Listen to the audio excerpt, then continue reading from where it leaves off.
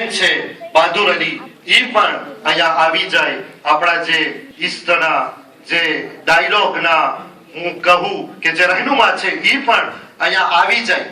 તમો જોયા આ બચ્ચાઓને એટલા માટે હું ઊભો કર્યો છું કે કઈ શાંતિ ગુજરાતી અંદાજમાં તમારી સમક્ષ લફ્ઝો પેશ કર્યા.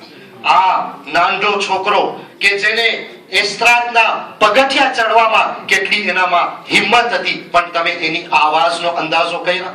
મારી આવાજ પણ આના ઉપર તસ્લીમ કરે છે અને સલામ કરે છે કે કઈ શાંતિ પોતે આલે મોહમ્મદની શાનમાં કશીદો પેશ કર્યો. તો આ આપણા ઈમાનની, આપણા માવતરોની અને આપણી જિંદા કોમની આ એક જીવતી દલીલ છે.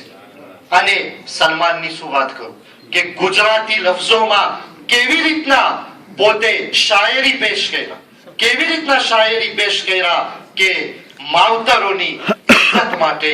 તો ખરેખર આ કામ મામૂલી કામ નથી, પણ આ બધાય મને એમ લાગે છે કે ભવિષ્યના કોમના શાયદ એકદમ મુકમ્મલ લીડરો બની શકે છે. કારણ કે આ લોકોના દિલમાં જે મોહબ્બત નૂર આપી રહી છે ધર્મ પ્રત્યે, ઈ મોહબ્બત ખરેખર બહુ એક આપણા માટે અઝીમ ખજાનો છે.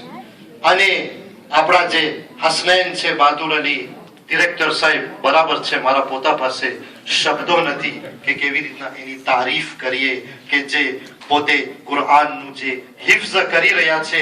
ખરેખર આપણા જે જમાતના બચ્ચાઓ છે એના એક ચમકદાર હીરા છે. અને કઈ શાંતિ પોતે બચ્ચાઓ તરફથી જે પોતે અહીંયા પ્રવચન પેશ કર્યા, આનાથી ખબર પડે છે કે આ લોકોમાં એક નઝમ છે. એ લોકોને અહેસાસ છે કે અમારા કોમમાં માવતરો છે, હોદ્દેદારો છે, કેવી રીતના એ લોકોની કદર કરી. અને જે ઈસ્ટની એકી જે બચ્ચાઓ ડાયલોગ કર્યા, આ પણ લાજવાબ છે. અને પ્રોફેસર સાહેબ, ઇન્શાલ્લાહ તમો યકીનન આઈંદા રેનમાં પ્રોફેસર બનો હુસૈની મદ્રેસાના, અને આવી જ શાંતિ તમો દર્શ આપી રહ્યો, ઈ અમારી દુઆ છે. તો આ બધી આપણા મદ્રેસાની જીવતી દલીલ છે. આનાથી આપણને અહેસાસ થાય કે આપણે કોમને, માવતરોને, હોદ્દેદારોને પૂરેપૂરી આમાં આ લોકો સામે મહેનત કરવાની છે. તમે હવે બેસી શકો છો, કારણ કે શાયદ કદાચ થાકી જશો. આનો મુરાદ એમ નથી હું લંબાવી સહીશ, હમણાં જ મારું પ્રવચન હું ઓલું કરું છું